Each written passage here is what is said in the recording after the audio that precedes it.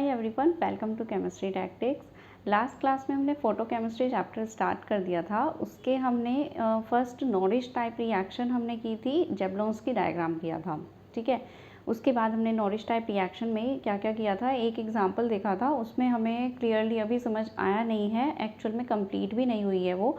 अब हम आज स्टार्ट करने वाले हैं नॉरिश टाइप 1 को ही, और उसके कुछ एग्जांपल्स देखेंगे, उससे फिर हमें वो बेटर समझ आएगी। तो सबसे पहले ना उसकी जो कंडीशंस हैं उसमें मैंने आपको क्या बताया था, वो कंडीशन एक बार हम रिवाइज कर लेते हैं और कुछ नेक्स्ट उसमें ऐड कर लेते हैं, कुछ और कंडीशंस। ठीक है, ओके। तो फोटोकेमिकल रिएक्शन कार्बोनिल कंपाउंड्स की हम पढ़ रहे थे। तो सबसे पहले बात आती है हमारी नॉरिश टाइप 1 की, जिसको हम अल्फा क्लीवेज भी बोल रहे थे, और अल्फा क्लीवेज जस्ट बिकॉज इसमें हमारा ब्रेक होता है अल्फा बॉन्ड। ठीक है, तो हमने यहाँ पे देखा था कि इस तरह का कोई कार्बोनिल कंपाउंड है। ये वाला कार्बन जो होता है कार्बोनिल के पास वाला, वो अल्फा कार्बन होता है। तो यहाँ पर ये वाला बॉन्ड ब्रेक करता है, इस वजह से इसको अल्फा क्लीवेज बोला जाता है। अब उसमें ना हमने एक कंडीशन देखी थी कि यहाँ पर पूरा ये दोनों बॉन्ड हटके यहाँ से कार्बोनिल ग्रुप अलग ही निकल जाता है। तो जो हमारा कंपाउंड है वो कुछ इस टाइप से बनता है, ये CO एक गैस की फॉर्म में कार्बन मोनोऑक्साइड बाहर निकल जाती है। तो ये इस तरीके से हमने पढ़ा था। ठीक है, तो इसमें हम क्या करने वाले हैं, अब कंडीशन देख रहे थे हम कि एक डीकार्बोनिलेशन कब होता है। तो इसकी ना सबसे पहली कंडीशन जो है, एक तो सिंपल HNU, आपको सिंपल HNU दिया होगा। अगर आपको सिंपल HNU दिया हो और HNU और साथ में एंड वेपर और गैस फेज दिया हो, वेपर और गैस फेज दिया हो, तो इसका क्या मतलब होगा कि अगर आपको HNU और HNU के साथ में वेपर या फिर गैस फेज दिया है, तो इसका मतलब है कि यहाँ पर आपका चांस है कि डीकार्बोनिलेशन हो जाए।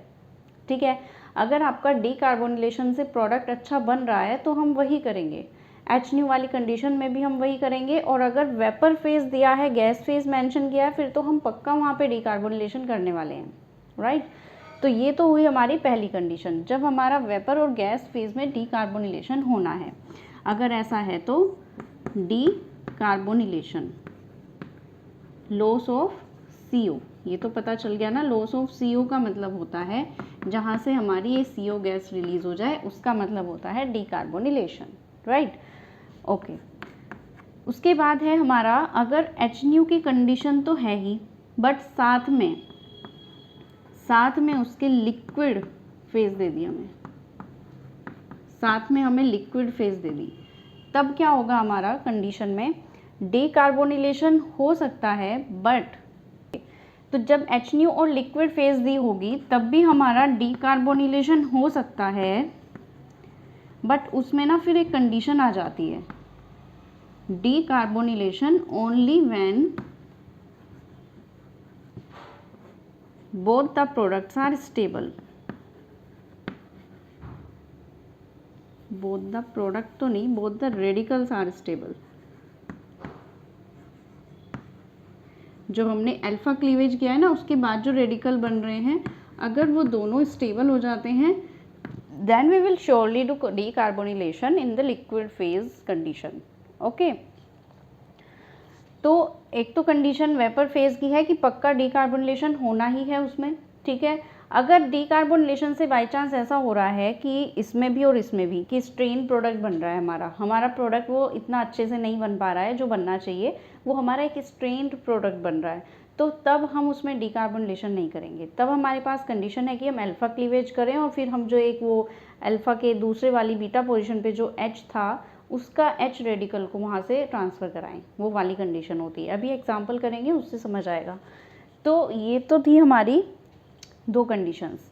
अब एक तीसरी कंडीशन आती है, अगर हमारा बाईसाइक्लिक रिएक्टेंट है, बाईसाइक्लिक कार्बोनिल कंपाउंड है, बाईसाइक्लिक कार्बोनिल कंपाउंड अगर है, इफ़, यहाँ पे इफ़ लगा लो, इफ़ बाईसाइक्लिक कार्बोनिल कंपाउंड, तब उस केस में हम क्या करेंगे, तो अगर हमारा बाईसाइक्लिक कार्बोनिल कंपाउंड है देन तब भी हमारा क्या होगा, लॉस ऑफ CO, यानी कि डीकार्बोनिलेशन तब भी होगा बाईसाइक्लिक वाले केस में भी। ठीक है, तो ये डीकार्बोनिलेशन की कंडीशंस हैं कि डीकार्बोनिलेशन फेवर करता है अगर हमारा ये है तो। ठीक है, सबसे पहले डीकार्बोनिलेशन ही होना है, राइट। अगर कंडीशन बाईसाइक्लिक वाली है फिर तो पक्का CO का लॉस ही होगा, लेकिन अगर हाँ वेपर गैस फेज है तो भी पक्का डीकार्बोनिलेशन ही होगा। लिक्विड फेज में बस एक कंडीशन है, अगर रेडिकल स्टेबल हुए तभी डीकार्बोनिलेशन हो सकता है, राइट। लेकिन ऐसा नहीं है ज़रूरी कि डीकार्बोनिलेशन होके ही प्रोडक्ट बने। अब ऐसा भी हो सकता है कि आपका डीकार्बोनिलेशन से स्ट्रेन प्रोडक्ट बन रहा है, तब हम उसको नहीं करेंगे, फिर हम दूसरी कंडीशन फॉलो करेंगे। ठीक है, सबके साथ ये कंडीशन साथ में है।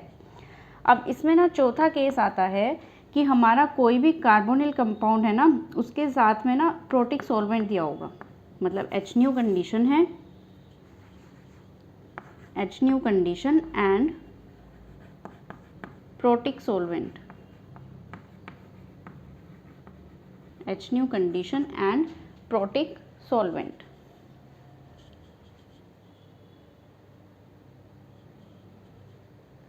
तो अगर HNO कंडीशन के साथ में प्रोटिक सॉल्वेंट हुआ, प्रोटिक सॉल्वेंट क्या होता है अब उसके बारे में भी बात करेंगे, लेकिन अगर इसमें प्रोटिक सॉल्वेंट होता है तो हमारे यहाँ पर कीटीन बनती है, कीटीन विल फॉर्म। ठीक है, ये चीज़ है। तो ये चारों कंडीशंस हमारी हो गई हैं। अब इनमें ना हमें ये चीज़ तो देखो क्लियर हो गई थी कि अगर लिक्विड फेज मेंशन है, मतलब ये वाली कंडीशन तो हमारी हो गई थी कि ये डीकार्बोनिलेशन कैसे होता है अगर वेपर और गैस फेज मेंशन है। अब यहाँ पे ना एक चीज़ आई है कि रेडिकल्स आर स्टेबल। तो कौन से रेडिकल्स की बात कर रहे हैं स्टेबल की, कौन से टाइप के रेडिकल्स स्टेबल माने जाएंगे, क्या कंडीशन लगती है यहाँ पर, उसको हम थोड़ा सा देख लेते हैं। इसके लिए ना एक क्वेश्चन करते हैं, फिर हम बाईसाइक्लिक का भी एक एग्जांपल लेंगे और फिर प्रोटिक सॉल्वेंट का भी एग्जांपल लेंगे। प्रोटिक सॉल्वेंट जिसमें हमारा H+ होता है, लाइक हमारा H2O हो गया, हमारा अल्कोहल हो गया ROH, इसको अभी हम कीटीन बनाएंगे और उसके एग्जांपल भी करेंगे। तो ये कंडीशन तो आपकी इसकी हैं, टोटल जो नॉरिच टाइप में है ये 4 कंडीशंस फॉलो होती हैं। इस तरह के आपको देखने को मिलते हैं, उन्हीं के आपको बनाने होते हैं, प्रोडक्ट बनाने होते हैं। ठीक है, तो अब हम सबसे पहले करने वाले हैं एक एग्जाम्पल। उस एग्जाम्पल से देखते हैं कैसे समझ आता है। सबसे पहले तो इसमें एक लाइन लिखो, decarbonylation only when both the radicals are stable. तो कौन से रेडिकल्स स्टेबल माने जा रहे हैं, एक तो हमारा टर्शरी वाला। अगर हमारा कार्बन टर्शरी होता है, लाइक ये है, एक कार्बन है उसके साथ में 3 CH3 ऐसे अटैच हैं और ये रेडिकल है, तो ये कैसा रेडिकल माना जाएगा, टर्शरी रेडिकल। ठीक है, तो ये अगर इस तरह का कोई रेडिकल बन रहा है तो वो स्टेबल माना जाएगा। दूसरा होता है बेंजाइलिक, बेंजाइलिक रेडिकल।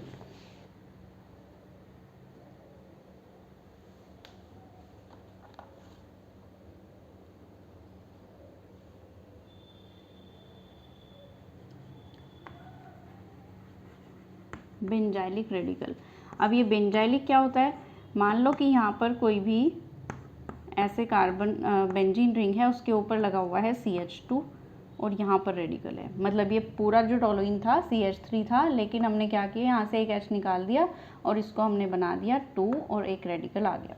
अगर इस टाइप का कुछ बन रहा है तो इसी को हम इस फॉर्म में भी लिख सकते हैं कि यहाँ पर PH आ जाए और CH2, मतलब फिनाइल रिंग ना बनाकर सिर्फ हम PH अगर लिख दे तो भी ये वाला आएगा, राइट।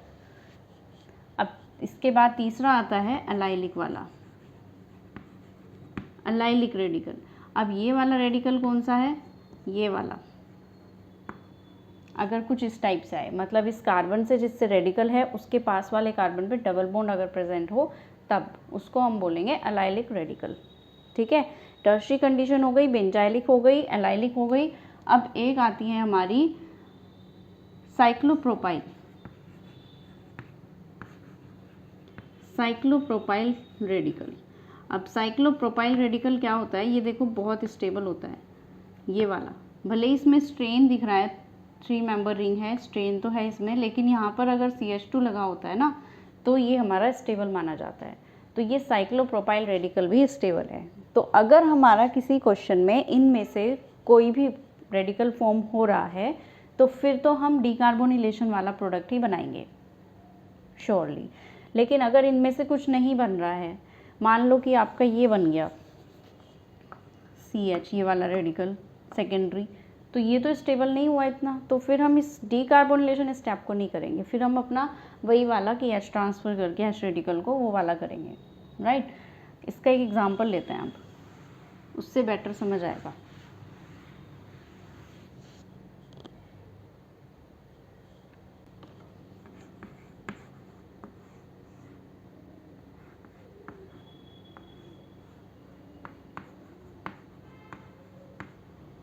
ये है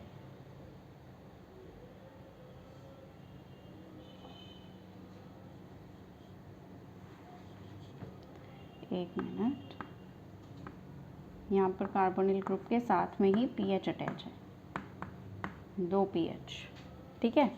ये इस तरह का एक सबस्ट्रेट है। अब इसमें हमें क्या करना है, देखो HNO की कंडीशन दी हुई है, सिंपल HNO लिखा है, कुछ नहीं लिखा इसके साथ में लिक्विड फेज़ है या गैस फेज़ है, लेकिन हमें अपने आप ही मानना है अगर HNO कंडीशन दी हुई है तो मतलब वहाँ पर लिक्विड या वेपर या गैस फेज़ ही होगी, ठीक है। अगर सिंपल HNO है तो मतलब वो हमारी, अगर लिक्विड मेंशन करके दें तो फिर तो लिक्विड है, लेकिन अगर मेंशन कुछ भी नहीं किया है तो मतलब वो हमारी गैस वेपर फेज़ ही है, ठीक है। तो वहाँ पर हम वेपर फेज़ को ही फेवरेबल मानेंगे और वहाँ पर हम डीकार्बोनिलेशन करेंगे।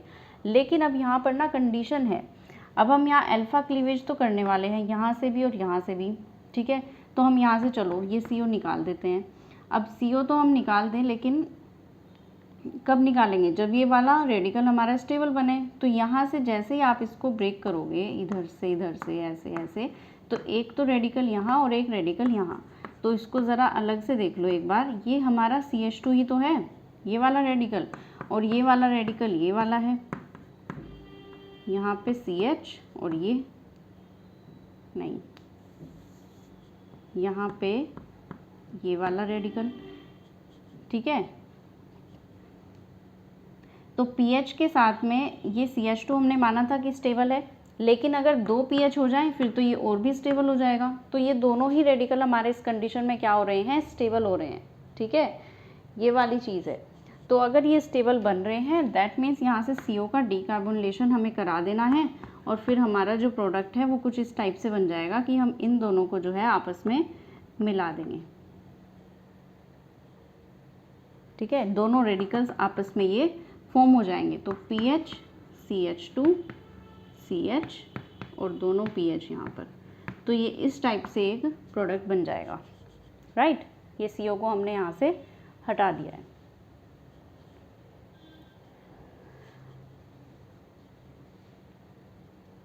अगर ये प्रोडक्ट हमारे, अगर रेडिकल स्टेबल ना होते तब हम डीकार्बोनिलेशन नहीं करते, तब हमें सोचना पड़ता करना है या नहीं करना है। पर फिलहाल तो हमें दिख रहा है कि ये स्टेबल है, तो चाहे कंडीशन कुछ भी हो हमें तो डीकार्बोनिलेशन कर देना है। देखो डीकार्बोनिलेशन हर केस में होगा, पर कुछ कंडीशंस है जिसमें नहीं होगा। अब वो कंडीशन देखते हैं जिसमें नहीं होने वाला है, एक एग्जाम्पल उसका भी ले लेते हैं।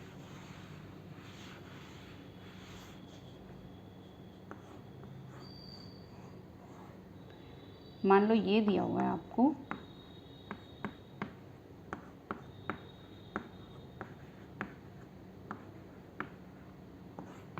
HNO कंडीशन और ये दिया हुआ है कार्बोनिल कंपाउंड। अब यहाँ पे डीकार्बोनिलेशन चलो मान लिया हमने करा दिया, यहाँ से भी और यहाँ से भी इसको CO को जो है हमने निकाल दिया, हमारा प्रोडक्ट बन गया ये वाला। अब क्या ये प्रोडक्ट स्टेबल है, ये तो वैसे ही हमारा 4 मेंबर रिंग है, ये तो स्ट्रेन प्रोडक्ट आ गया। तो अब अगर ऐसा कुछ होने वाला है कि स्ट्रेन प्रोडक्ट बनेगा तब हमें ये डीकार्बोनिलेशन वाला स्टेप नहीं करना है, ठीक है। तो अब यहाँ इस कंडीशन में नहीं होगा, ठीक है। भले ही यहाँ पर कोई भी फेज़ लिखा हो, आपको वेपर फेज़ ही क्यों ना दे दे, लेकिन यहाँ पर नहीं बनेगा ये प्रोडक्ट, क्योंकि कंडीशन है। अगर स्टेबल होता प्रोडक्ट तभी बनता, अब यहाँ स्टेबल नहीं है, तो इसका मतलब ये वाला प्रोसेस यहाँ पर नहीं होने वाला है। तो अब यहाँ पर ये क्या होने वाला है, देखो यहाँ से ना हमारा ये रेडिकल जो है कुछ इस टाइप से फॉर्म होगा। डीकार्बोनिलेशन तो चलो हमने अगर कर भी दिया, लेकिन प्रोडक्ट ये वाला नहीं बनाएंगे।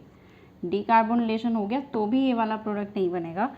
तो मान लो चलो हमने CO को तो हटा दिया, राइट, CO को तो हमने हटा दिया, लेकिन हम ये वाला प्रोडक्ट नहीं बना सकते क्योंकि ये स्ट्रेन प्रोडक्ट है। पर यहाँ पर हम एक काम कर सकते हैं कि हम इस वाले बॉन्ड को ब्रेक कर सकते हैं। ये बॉन्ड जैसे ही ब्रेक होगा तो यहाँ पर हमारा कुछ इस टाइप से ये रेडिकल आ जाएगा, एक रेडिकल इधर आ जाएगा। इसको मैं यहीं पे दिखा देती हूँ, आप अलग से लिखना।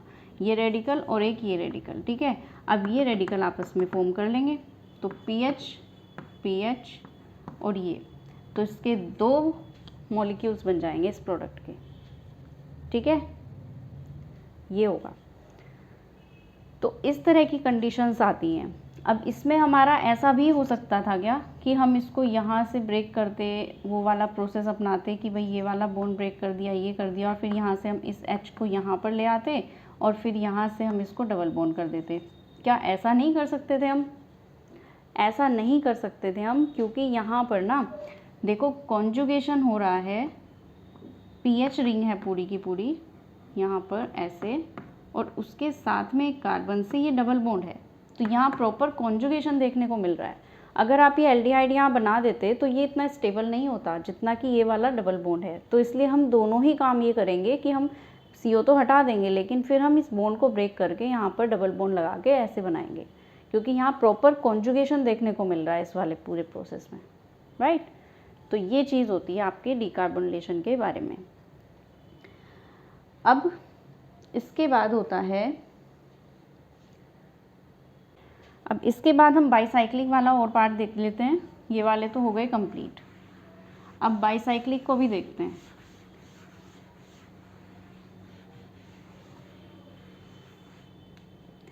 बाईसाइक्लिक कंपाउंड अगर दिया हुआ है तो उसमें तो CO का लॉस होना ही है पक्का, लेकिन यहाँ पर भी वही बात है कि प्रोडक्ट आपको देखना है कैसा बनने वाला है, स्ट्रेन प्रोडक्ट ना बने, उसके लिए आपको ध्यान रखना है। तो यहाँ पे बाईसाइक्लिक का मतलब क्या है, जहाँ 2 साइक्लिक रिंग आपस में कनेक्ट होंगी। तो ये एक बाईसाइक्लिक कंपाउंड दिख रहा है हमें।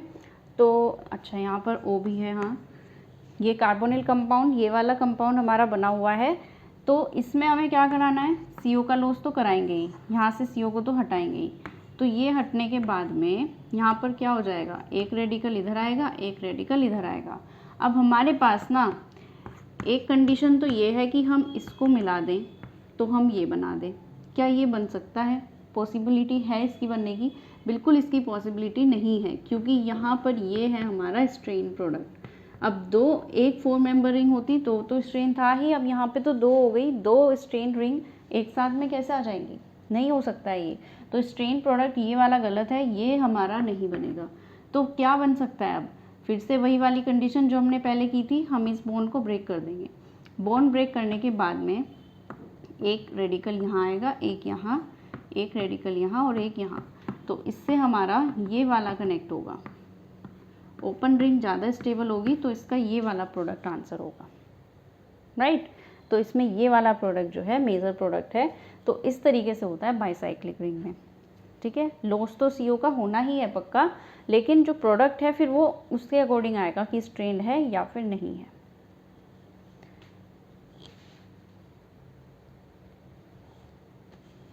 इसी तरीके से एक और देख लेते हैं बाईसाइक्लिक का एग्जाम्पल।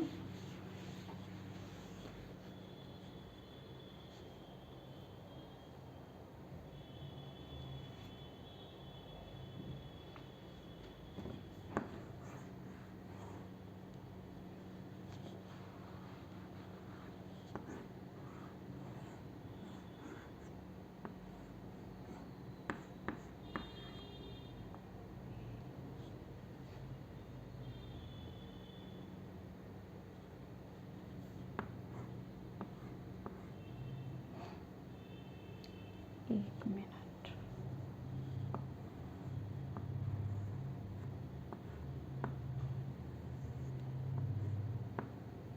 ये ऐसा एक बाईसाइक्लिक कंपाउंड है हमारे पास,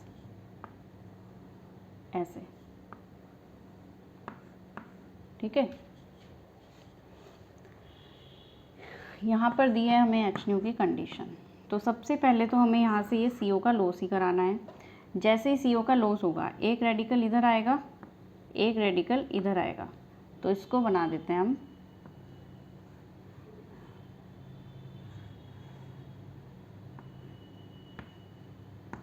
एक रेडिकल इधर, एक रेडिकल इधर।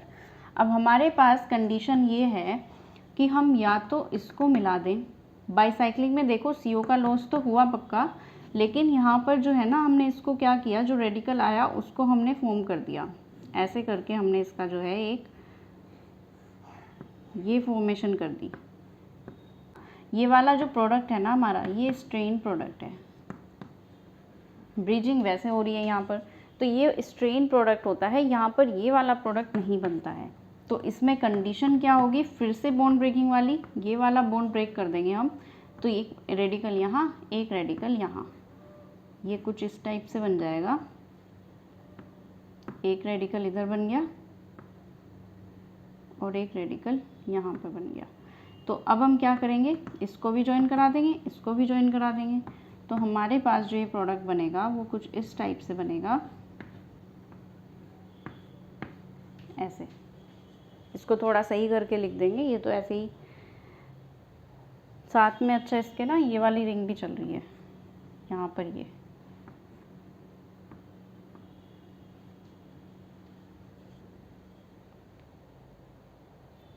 ठीक है। तो ये इस टाइप से मेजर प्रोडक्ट बनेगा। तो ये बाईसाइक्लिक वाला पार्ट भी हो चुका है कंप्लीट।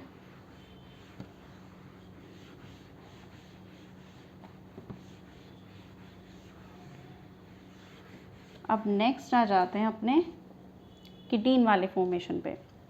जब हमारा प्रोटिक सॉल्वेंट दिया होगा तब हम क्या करेंगे, देखो प्रोटिक सॉल्वेंट हमारा किसी भी केस में दे सकते हैं। हो सकता है बाईसाइक्लिक कंपाउंड दिया हो तब भी दे सकते हैं, साथ में उसके कीटीन बनानी होगी, या फिर नॉर्मल आपका कार्बोनिल कंपाउंड दे दे उसके साथ में भी कोई दे सकते हैं, ठीक है।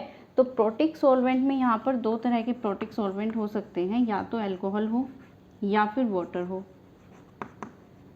ठीक है, H2O के साथ में या फिर ROH के साथ में। तो अगर हमारा अल्कोहल दिया है और कीटीन तो बननी है साथ में, तो इन दोनों के साथ में अगर कीटीन की फॉर्मेशन है तो जो प्रोडक्ट बनने वाला है, तो यहाँ पर अल्कोहल के साथ में क्या बनने वाला है, इसको अलग अलग ही लिख देते हैं। इसके साथ अगर कीटीन की फॉर्मेशन करोगे अल्कोहल के साथ में तो बनेंगे एस्टर्स, और वाटर के साथ में कीटीन की रिएक्शन से क्या बनने वाले हैं, एसिड्स। ये चीज़ नोट कर लेना। अगर प्रोटिक सॉल्वेंट अल्कोहल है और हमारी कीटीन तो बनी रही है, तो कीटीन के साथ में अल्कोहल के साथ एस्टर बनेंगे और कीटीन की फॉर्मेशन में H2O के साथ में एसिड बनेंगे, ठीक है। तो कीटीन तो यहाँ बननी ही है, अगर हमें ये दोनों दिए हैं तो कीटीन तो पक्का बनानी है आपको। अब वो कैसे कैसे बनेगी उसके लिए हम करते हैं एग्जाम्पल्स।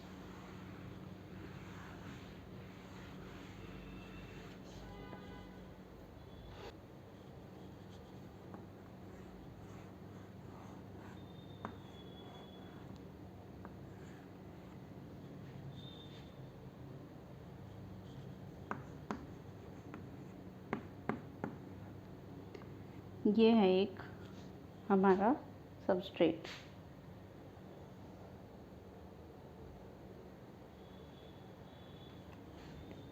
यहाँ पर भी Me है, इसके लिए दिया हुआ है हमें HNO एंड ROH, ठीक है। अब यहाँ पर जैसे ही ROH दिया जाएगा तो एकदम से आपको क्या समझ जाना है कि ये तो प्रोटिक सॉल्वेंट है, प्रोटिक सॉल्वेंट है, दैट मीन्स यहाँ पर कीटीन तो बनने वाली है। अब वो कीटीन बनेगी कैसे, बस वो आपको ध्यान रखना है। तो सबसे पहले तो आपको ब्रेकिंग करनी है अल्फ़ा बॉन्ड की। अल्फ़ा बॉन्ड ब्रेक होगा, कार्बोनिल के पास वाला कार्बन अल्फ़ा है, कौन सा कार्बन ब्रेक करें, कौन सा बॉन्ड ब्रेक करें, जो ज़्यादा सब्स्टिट्यूटेड है, यानी जहाँ Me है ये वाला ग्रुप, ये ज़्यादा सब्स्टिट्यूटेड है ना, ये कम है, तो यहाँ पर ब्रेकिंग होगी, यहाँ से बॉन्ड ब्रेक करेगा, ये वाला नहीं होगा। तो इसको ब्रेक करने के बाद में हम क्या बनाएंगे,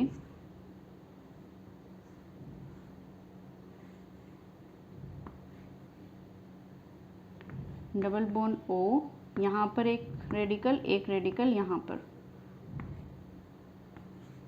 इस तरीके से, ठीक है। ये रेडिकल बना।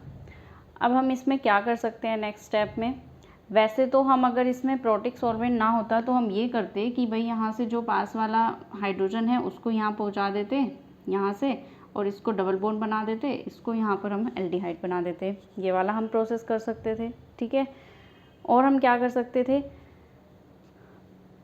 हाँ, CO का लॉस करा सकते थे हम। CO का लॉस कराते तो हम ये फॉर्म कर देते। अब ये बनाने से फिर हमारा स्ट्रेन प्रोडक्ट आता तो ये भी नहीं बनता हमारा, फिर हमारी डबल बॉन्ड वाली कोई कंडीशन होती। लेकिन आपको इतना सोचना ही नहीं है, जब भी आपको ROH लिखा हुआ दिख जाए तो कुछ भी मत सोचो, आपको डायरेक्टली क्या करना है, कीटीन बनानी है। तो इतना काम करने के बाद कीटीन कैसे बनेगी, देखो कीटीन होती क्या है पहले तो वो देख लो।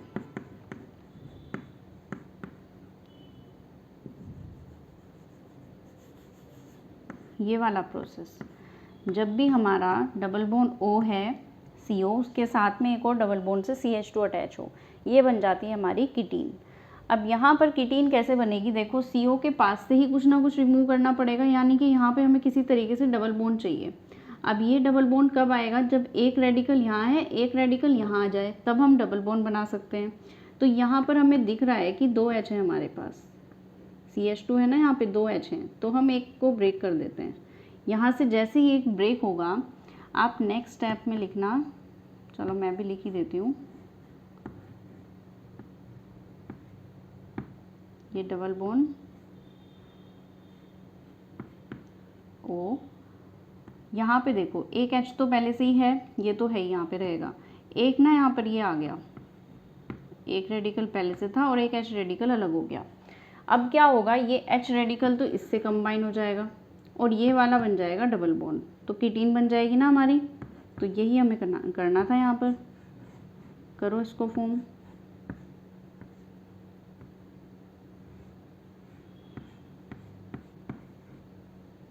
ये बन गया डबल बॉन्ड हो गया और यहाँ पर ये बन गई हमारी कीटीन। इसको चाहो तो बीच में कार्बन से दिखा दो ऐसे, ठीक है। तो ये बन गई हमारी कीटीन। अब ये कीटीन बन तो गई है, लेकिन अभी हमारा प्रोसेस कंप्लीट नहीं हुआ है। अभी आगे हमारे पास ROH दिया हुआ है ना, तो हम एक काम कर लें, क्योंकि हमें सिर्फ कीटीन से मतलब है, हमें इस ग्रुप से तो मतलब नहीं है। अब हमें बार बार ये बनाना पड़ रहा है, तो हम इसको एक काम करते हैं, R मान लेते हैं, ठीक है। इसको अब हम R मान के ही सोल्व करेंगे। तो करो इसको नेक्स्ट, इसको मैं दोबारा लिख देती हूँ यहाँ पे, R डबल बॉन्ड, एक मिनट, R के साथ में तो ये कार्बन है ना, इस R के साथ में ये कार्बन है, उसके साथ में यहाँ पर डबल बॉन्ड है और फिर ये है, ये बना हुआ है, ठीक है, ये बना हुआ है हमारा। इस वाले पार्ट को हमने R माना है और इसको CH और ये CO, ठीक है। इसको हमने अभी हमारे पास दिया हुआ है ROH, तो ये ROH क्या करेगा, देखो, क्योंकि CO में कार्बन और ऑक्सीजन में ऑक्सीजन ज़्यादा इलेक्ट्रोनेगेटिव है, तो ये अपनी तरफ इलेक्ट्रॉन्स पुल करेगा, तो ये डबल बॉन्ड इस तरीके से ब्रेक हो जाएगा। जैसे ये ब्रेक होगा, यहाँ पर कमी हो जाएगी इलेक्ट्रॉन्स की, तो कमी को कौन पूरा करेगा, जो ये अल्कोहल का ऑक्सीजन है, इसमें हमारे लॉन पेयर्स हैं, तो ये यहाँ पर जाएगा अब, ठीक है। यही तो होता है ना प्रोसेस, जो भी कार्बोनिल कंपाउंड्स होते हैं वो हमारे इसी तरीके से ब्रेक होते हैं, ठीक है। तो यहाँ से हमारा ये इस तरीके से ब्रेक हो गया। इससे क्या बनेगा, यहाँ पर तो लग जाएगा हमारा ये O, इसके साथ में R और H, क्योंकि ऑक्सीजन का यहाँ पर 3 बॉन्ड्स बन चुके हैं, तो यहाँ पर आएगा पॉजिटिव चार्ज, और यहाँ पर हमारा जो ऑक्सीजन है उसके ऊपर आ जाएगा नेगेटिव चार्ज, ठीक है। ये बना। अब ये चीज़ तो हो गई यहाँ तक कंप्लीट। अब लेकिन यहाँ पर जब हमारा ये प्लस दिया हुआ है और यहाँ पर हमारा होना नहीं चाहिए, इसको तो प्लस को हटाना पड़ेगा यहाँ से, ठीक है। कोई भी चार्ज जो है वो अपने आप को न्यूट्रलाइज करने की कोशिश करेगा, तो यहाँ से जो ये H वाला बॉन्ड है, ये पूरा ही H जो है ये रिमूव हो जाएगा, ठीक है ना। या फिर ये कह लो कि ये इसके सारे इलेक्ट्रॉन्स जो दोनों इलेक्ट्रॉन्स हैं वो इसके पास चले गए, हमारे पास सिर्फ H+ बचा है खाली यहाँ पर। ठीक है, ये दोनों इलेक्ट्रॉन्स दो मिलकर ही तो बना रहे हैं ना यहाँ पर ये, तो ये दोनों के दोनों इलेक्ट्रॉन्स जो हैं, 2 इलेक्ट्रॉन्स का मतलब होता है नेगेटिव चार्ज, तो ये पूरा नेगेटिव चार्ज इसको न्यूट्रलाइज करने के लिए यूज़ हो रहा है, राइट। तो इसको इसने कर दिया न्यूट्रलाइज, तो ये बन जाएगा हमारा RCHCOR। ये ऑक्सीजन न्यूट्रलाइज हो गया, यहाँ से बॉन्ड ब्रेक हो ही चुका है, साथ में इसके R लगा हुआ है, और यहाँ पर जो ये ऑक्सीजन है इसके पास नेगेटिव है, तो ये इस H+ को ले लेगा यहाँ से, तो ये बन जाएगा OH। तो इस टाइप से हमारा ये बनेगा। तो ये हमारी कौन सी फॉर्म बनी है इसकी? Phenol form. हमें तो कीटो फॉर्म ज़्यादा स्टेबल चाहिए, तो ये फिनोल फॉर्म बनी है हमारी, फिनोल फॉर्म। एस्टर बनाना है ना हमें, अल्कोहल से कीटीन की रिएक्शन से एस्टर बनते हैं, ये हमारा एस्टर नहीं बना है फिलहाल, तो हमारी ये फिनोल फॉर्म हुई है। हमारी कौन सी स्टेबल फॉर्म होती है? कीटोन फॉर्म ज़्यादा स्टेबल होती है, तो कीटो फॉर्म बनानी है हमें। कीटो फॉर्म बनाने के लिए हमें क्या करना पड़ेगा? यहाँ पर कीटोन को बनाना पड़ेगा, तो ये वाला जो इलेक्ट्रॉन्स हैं ये तो आ जाएंगे यहाँ पर, राइट। दोनों के दोनों इलेक्ट्रॉन्स, जो ये डबल बॉन्ड के 2 इलेक्ट्रॉन्स हैं, ये दोनों इलेक्ट्रॉन्स तो यहाँ पर आ जाएंगे, तो बन जाएगा डबल बॉन्ड। और ये जो H+ यहाँ से निकलेगा, ये H+ कहाँ जाएगा? इस नेगेटिव के पास, क्योंकि ये बॉन्ड भी तो इधर गया है ना, तो ये बनेगा हमारा इधर H।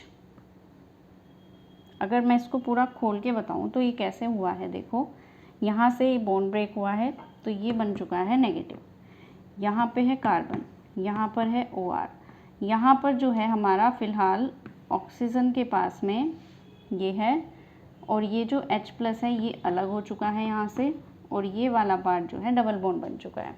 अब ये H+ यहाँ पर आ जाएगा, तो ये बन जाएगा RCH2COOR। ये बन गई है कीटो फॉर्म, और यही फॉर्म हमारी स्टेबल होती है। ये हमारा फाइनल प्रोडक्ट आया है, क्योंकि हमें एस्टर बनाना था। ठीक है, अब समझ आया कैसे हुआ है? तो ये हमारा इस तरीके से होता है। तो कीटीन फॉर्म हो गई थी यहाँ पर, उसके बाद फिर हमारा जो ROH दिया हुआ था हमें वो अल्कोहल, उससे हमने एस्टर बना दिया। ये हमारा फाइनल प्रोसेस होता है। तो ठीक है, अगर यहाँ पर हमारा इसकी बजाय H2O होता तो हम क्या करते हैं, एक बार उसको भी देख लें। अगर हमारा यहाँ पर अल्कोहल ना होता, इसको करते हैं, इसी में कंटिन्यू करते हैं, वही प्रोसेस होता, बस थोड़ा सा चेंज कि एसिड बनना था। तो H2O में भी बात तो वही है कि भाई ये ऑक्सीजन ही देगा, ऑक्सीजन के लोन पेयर ही देंगे इलेक्ट्रॉन्स। तो यहाँ से ये कैसे फॉर्म होंगे? यहाँ से CH double bond C O- OH plus यहाँ पर ये वाले इलेक्ट्रॉन्स इस वाले चार्ज को न्यूट्रलाइज करेंगे, यहाँ से जो हमारा H+ बन जाएगा वो इसको न्यूट्रलाइज करेगा, तो यहाँ से ये बनेगा RCH double bond C OH OR, sorry OH OH। ये फिर से वही वाली बात बन गई कि इसको फिर से हम यहाँ पे जो डबल बॉन्ड है यहाँ पर लाएंगे, इसको हम इधर करेंगे, तो इससे बन जाएगा RCH2COOH। फिर से हम इसको कीटो फॉर्म में ले आएंगे, तो ये बन जाएगा एसिड। तो ये चेंज होता है, बस इतना सा चेंज करना होता है। तो अगर आपको ये चीज़ पता है ना डायरेक्टली कि कीटीन की H2O के साथ फॉर्म करने से एसिड बनता है, तो आप यहाँ ये प्रोसेस करोगे भी नहीं, आप डायरेक्टली यहाँ पर बना दोगे ये वाला एसिड। और अगर पता है आपको कि एस्टर के साथ में अल्कोहल के साथ में एस्टर बनते हैं, तो आपको अल्कोहल के बाद डायरेक्टली ये स्टेप करने की ज़रूरत भी नहीं है, आप एस्टर बना के आंसर निकाल दोगे, राइट। तो ये तो हो गई हमारे नॉरिश टाइप 1 रिएक्शन। बाकी के क्वेश्चन हम जब प्रीवियस ईयर क्वेश्चन करेंगे उसमें कंप्लीट कर लेंगे। अब हम करने वाले हैं नॉरिश टाइप 2 रिएक्शन।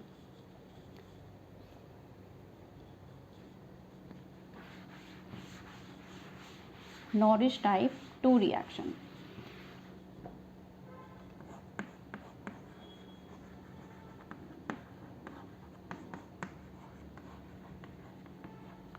और बीटा क्लीवेज, जैसे हम नॉरिश टाइप 1 को अल्फा क्लीवेज कह रहे थे, इसको हम बोलते हैं बीटा क्लीवेज। क्यों बोलते हैं? क्योंकि बीटा क्लीवेज हुआ होगा, बीटा बॉन्ड ब्रेक किया होगा। तो नॉरिश टाइप 2 रिएक्शन, इसमें होता है beta cleavage. Nourish type 2 reaction कैसे होती है, इसकी पहले तो हम लिख लेते हैं कंडीशन।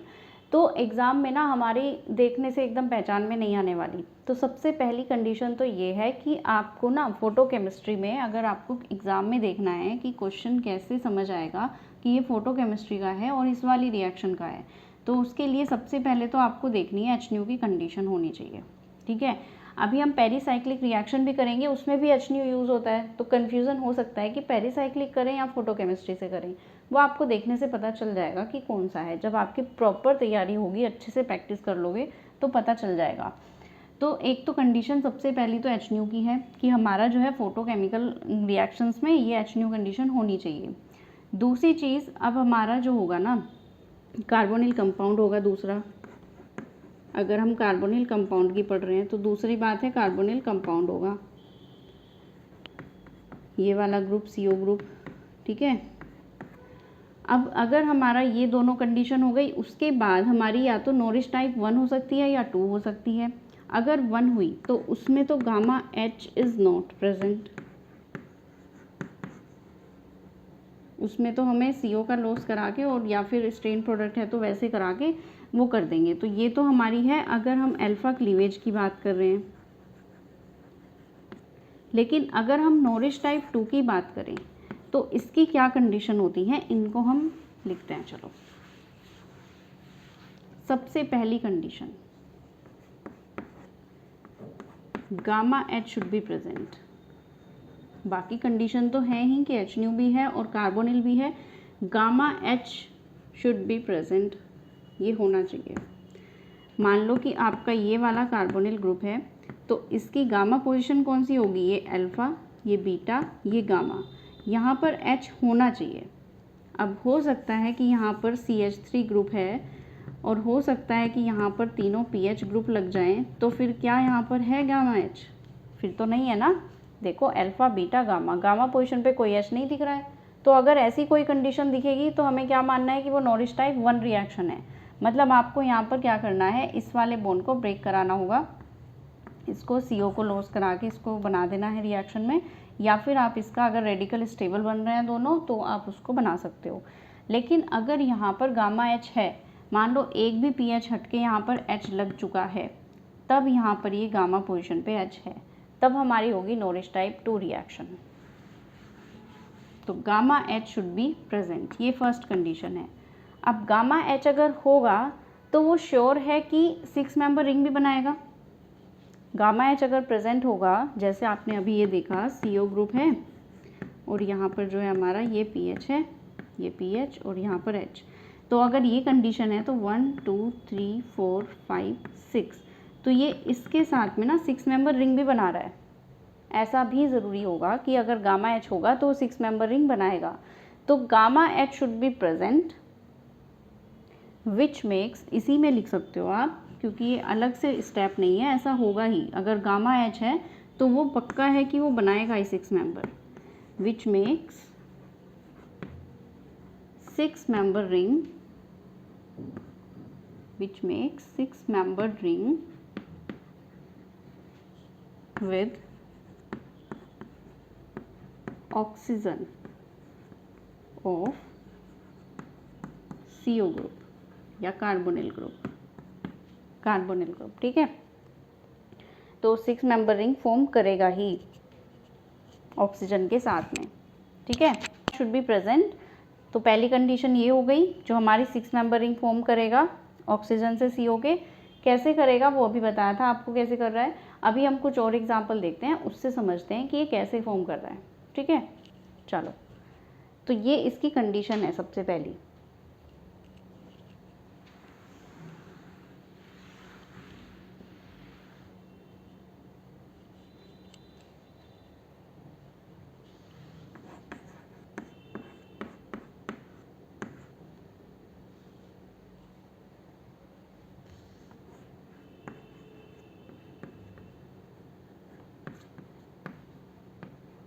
मान लो ये दिया हुआ है आपको,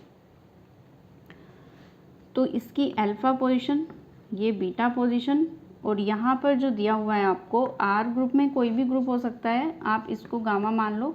तो यहाँ पर H प्रेजेंट है, गामा पोजीशन पे H है ना, देखो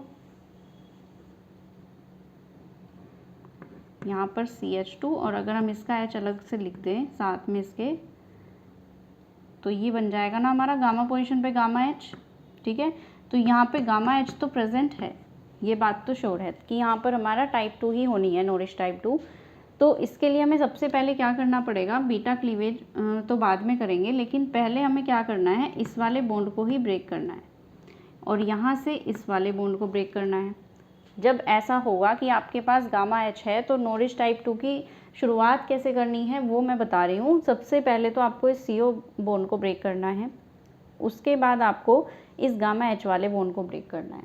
यहाँ से आपके पास दो रेडिकल्स आपको फॉर्म मिलेंगे, एक तो ये ऑक्सीजन के साथ, एक ये, और एक यहाँ पे आपको ये CH2 रेडिकल मिलेगा और एक इसके साथ में ये H रेडिकल मिलेगा। ठीक है, ये कंडीशन हो गई। अब यहाँ पे ना इस स्टेप के बाद में दो कंडीशन हो सकती हैं, या तो ऐसा हो कि भाई ये H तो चलो यहाँ जाएगा ही, ये H तो यहाँ पर जाना ही है, इस H को तो यहाँ पर भेज ही देते हैं हम यहाँ पे इस वाले ऑक्सीजन के पास में। ये वाला हमारा रेडिकल है और यहाँ पर हमारा ये बन रहा है ऐसे, इसको हम ऐसे भी तो लिख सकते हैं ना, CH2 को ऊपर ले जाओ ऐसे। ठीक है,